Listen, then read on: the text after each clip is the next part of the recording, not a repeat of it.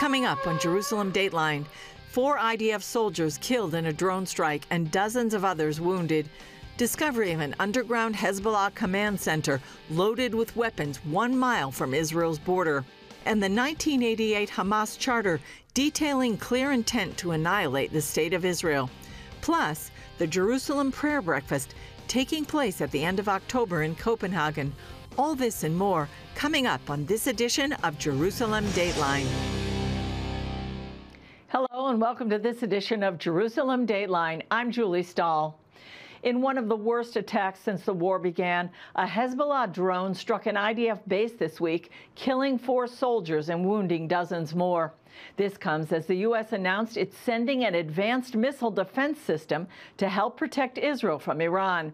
And more evidence has emerged that Hezbollah was planning a large-scale attack from Lebanon into the Galilee. Here's the latest. A drone strike at a base dozens of miles inside Israel killed 4 IDF soldiers and wounded 58 others Sunday evening. Ambulances rushed to the scene to treat the wounded and take them to hospitals. It was a difficult scene. The impact of the drone strike caused serious injuries due to the blast and shrapnel. The drone reportedly hit a base cafeteria at dinner time and exploded without any warning siren to alert the troops inside. We will investigate how a UAV can breach without warning and hit a base. After this devastating blow and following Iran's recent attack with 181 ballistic missiles, the announcement that the U.S. has sent an advanced air defense system is welcome news in Israel. Along with it come 100 U.S. troops to operate this complex machinery. One such battery can knock down 72 ballistic missiles. Asked why he's sending the battery, President Joe Biden answered simply, "Defend Israel." The threat is not only from the air, but underground as well. In southern Lebanon, IDF leaders showed reporters the tunnels where Hezbollah terrorists could prep unseen for a hidden invasion of Israel just across the border. The homes in the villages closest to the border were filled with weapons and connected to many terrorist tunnels. What characterizes these places is that each and every one of them is a military target and an underground outpost with many tunnels. Defense Minister Gallant says once Israel has cleared out Hezbollah, they won't let the terrorists back in, so more than 60,000 Israelis can safely return to their homes near the border. In 2006, the United Nations guaranteed its UNIFIL peacekeepers would make sure Hezbollah didn't pour into southern Lebanon and threaten Israel with terrorists and missiles. Instead, Hezbollah has established a military infrastructure there with weapons, troops, and tunnels. Some of those underground passages are just yards away from UNIFIL bases. After Israeli strikes against Hezbollah targets wounded nearby UNIFIL peacekeepers, 40 nations that sent peacekeepers are complaining against Israel. Benjamin Netanyahu says their anger is misplaced. Instead of criticizing Israel, they should direct their criticism to Hezbollah, which uses UNIFIL as a human shield. And he has a message for the UN Secretary General: immediately get the UNIFIL forces out of harm's way.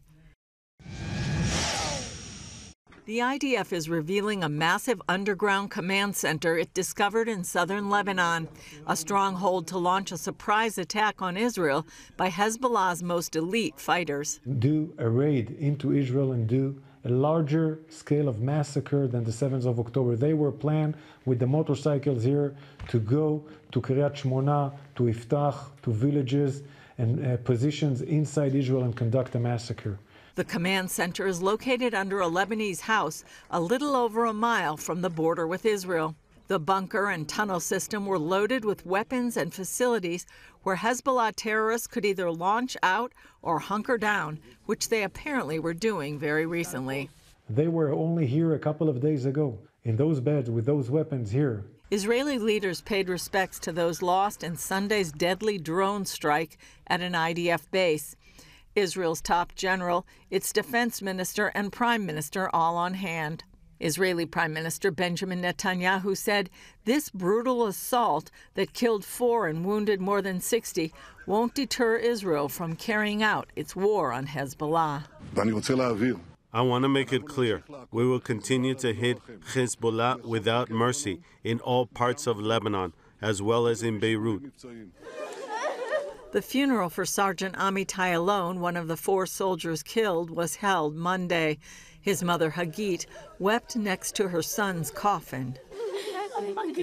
It feels like our heart was ripped out. As Israel considers its retaliatory strike against Iran, Israel reportedly has promised the U.S. that it won't hit any nuclear or oil production facilities.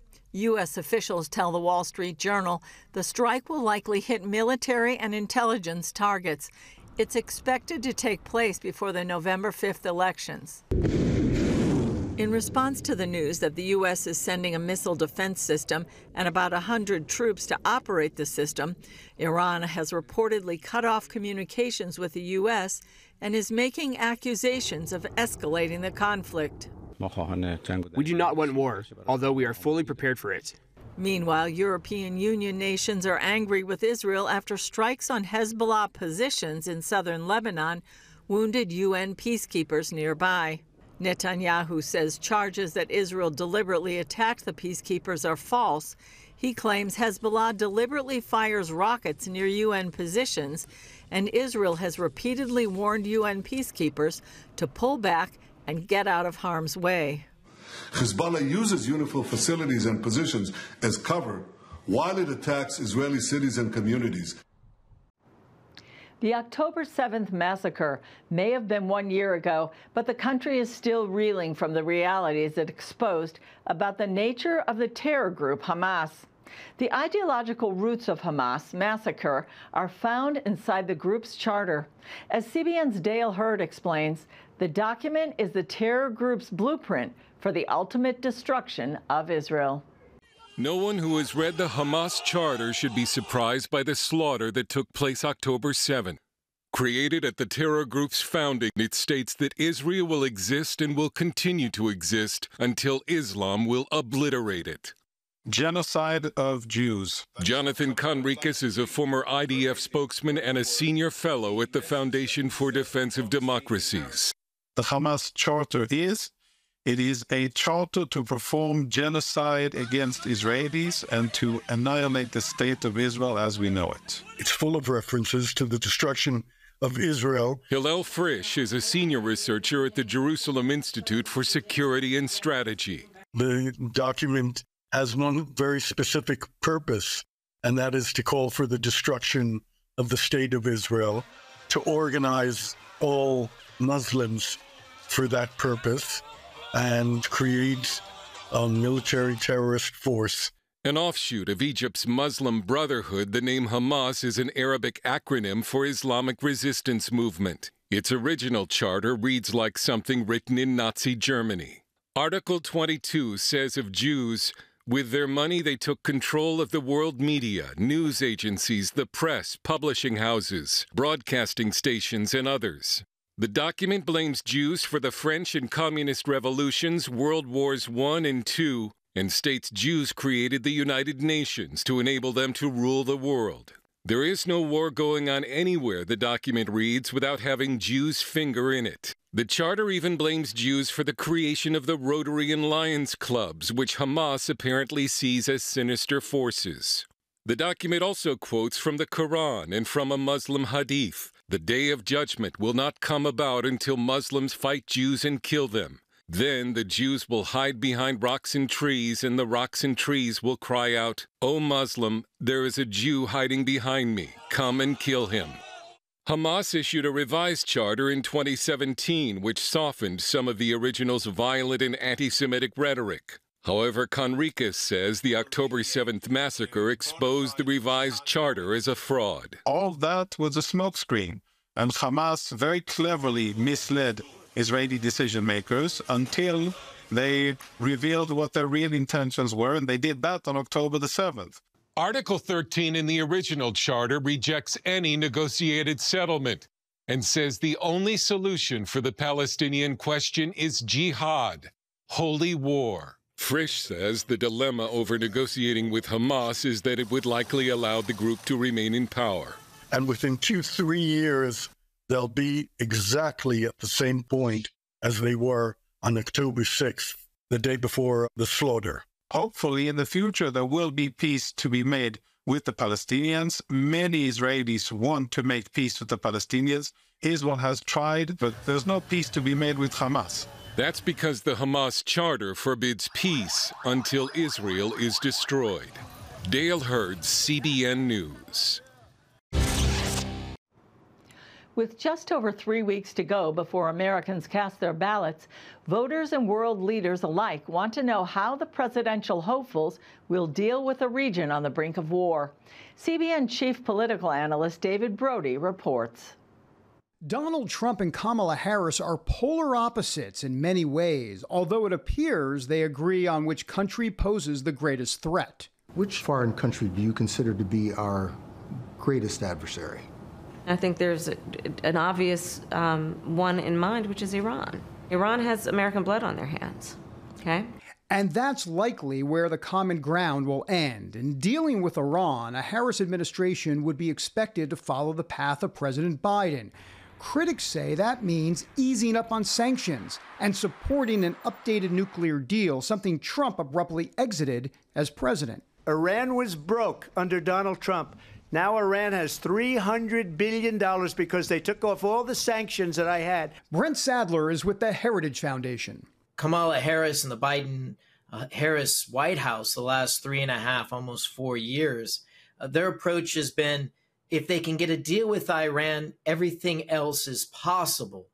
Trump, on the other hand, is from a position of strength, then meaningful negotiations are possible. As for Israel, Trump has been clear that a two-state solution is not possible. Harris, however, has stated she will push for it around the clock. On continued U.S. support for the Jewish state, Trump says he would not put any condition on aid. Harris hasn't committed to that. And during her time as VP, the administration temporarily stopped some ammunition shipments to Israel. The best predictor of what's going to happen is what somebody has done already. Former career diplomat Bart McCoys says any question of funding Israel is a major issue. She will strangle Israel. She'll have a policy of complete strangulation. They will have to develop allies outside the United States and sources for weapons outside the United States. Then there is Gaza. Trump hasn't committed to exactly what help might be in store for the Palestinians. But as president, he cut hundreds of millions of dollars in aid intended for both the West Bank and Gaza. Harris, however, has a different view. What has happened in Gaza over the past 9 months is devastating. We cannot look away in the face of these tragedies. We cannot allow ourselves to become numb to the suffering, and I will not be silent. The ideology of this is that I think they, in their hearts, feel that Israel is the aggressor, the oppressor in this case, and that is the Palestinian cause that stands on higher moral ground. And that actually colors a lot of their policy decisions, and many of that are made outside of public vision, inside the White House and across the administration. The candidates' Middle East policies will be one part of the jigsaw puzzle that voters will have to solve come Election Day. David Brody, CBN News, Washington. In a move to counter the misinformation and anti-Semitism rampant in American academia, CBN's Regent University has launched a new initiative to teach the truth about Israel and its amazing impact on the world. The Israel Institute was established to provide students in the world factual information and analysis about the Jewish state, and to help the next generation of Christians to deepen their knowledge of and engagement with the modern state of Israel. This milestone project will be led by Dr. A.J. Nolte. Nolte brings an extensive background and knowledge of world affairs, with more than 10 years of teaching on Israel and the contemporary Middle East. The Institute will also amplify Regent University's already firm commitment to Israel. Well, Dr. A.J. Nolte is the director of Regent University's Israel Institute. He joins us now. So let me ask the first question. What's influencing universities to sort of flip the script, if you will, and teach negative views of Israel? Thank you for having me. There are a number of factors. Probably the most important of them are money, ideology, and traditional anti-Semitism. So money is the first one. For years and decades now, countries that are hostile to Israel have been pouring hundreds of millions, if not billions of dollars into U.S. universities, often funding Middle East studies, often funding extension campuses for some of our elite universities. And that funding comes with strings attached. It comes with a mandate that some of that teaching is anti-Israel. But then we also have the impact of ideology, an ideology of intersectionality on the left that divides the world into oppressed and oppressors. And so what I would say we have on the universities is an alliance of that sort of ideological commitment with a lot of funding coming often from countries in the Middle East that are hostile to Israel and individuals in the Middle East that are hostile to Israel. And then, of course, we also have the amplification of that by social media. Social media algorithms are often displaying to younger folks, Gen Zs, information about Israel that is badly skewed toward a pro-Hamas perspective. I wouldn't even say pro-Palestinian, I'd say pro-Hamas perspective. Well, how did the script flip? I mean, it's amazing to me to hear on college campuses that somehow Israel is the oppressor and it's a colonizer, and you know, here they are in the land of the patriarchs. They've come home, and how are they viewed as a colonizer? The roots of this actually start in the 1960s and 1970s during the Cold War from the Soviet Union. So the Soviets were very concerned about their own Russian Jewish population, that they might sympathize with Israel and lean toward Zionism as opposed to Marxism-Leninism. And so they produced what they called anti-Zionist science that they then export around the world through the KGB, through other organs. And actually, they were the driving force behind the Zionism is racism resolution at the UN, which was subsequently repealed. Over time, that kind of left-wing anti-Israel bias morphs as we start to see a new perspective called critical theory. And critical theory says people are either oppressors or oppressed, colonizers or colonized. And so because there was this pre-loaded narrative that said that Israel was illegitimate, didn't have a right to exist, and was a colonial power, it was slotted into that oppressor category. Never mind the fact that Israel was created in the wake of the worst crime against humanity in history, the Holocaust. Well, do you think the average student, let's just, you know, I'll pick Columbia. So they had probably the most visible protest with tents on campus. And then the president of Columbia famously called for the police to intervene, that the situation that had gotten out of control, it's a clear and present danger language. Do you think the average student at Columbia understands the narrative and the source of these counter narratives? No, I think there's a hardcore of activists that absolutely know what they're doing. They know the theories behind it. They know the ideologies behind it. I think you have a lot of other students that are there because they've seen things on social media. As I mentioned, if you look at TikTok, even Instagram, the filters and algorithms tend to skew toward that anti-Israel perspective. And then there's a lot of folks that are there just because they're curious. And, you know, if they're chanting from the river to the sea, if you ask them to name the river and the sea, I'm not sure most of them can. And so there's those very different groups. And I would say at the Israel Institute, what we're hoping to do is get those persuadable elements that are, you know, kind of curious but don't really know that much, but all they've heard is one side, and get them some accurate information about the contemporary state of Israel. For years, the Jerusalem Prayer Breakfast has hosted events in which thousands of world leaders and influencers have networked and learned to engage with their governments on behalf of Israel. Director of the Prayer Breakfast, Albert Wexler, stopped by our studio recently to fill us in on the next Jerusalem Prayer Breakfast about to happen at the end of October in Copenhagen. You have been doing Jerusalem Prayer Breakfasts since 2017. Just tell us maybe a little bit about what is it and why you do it.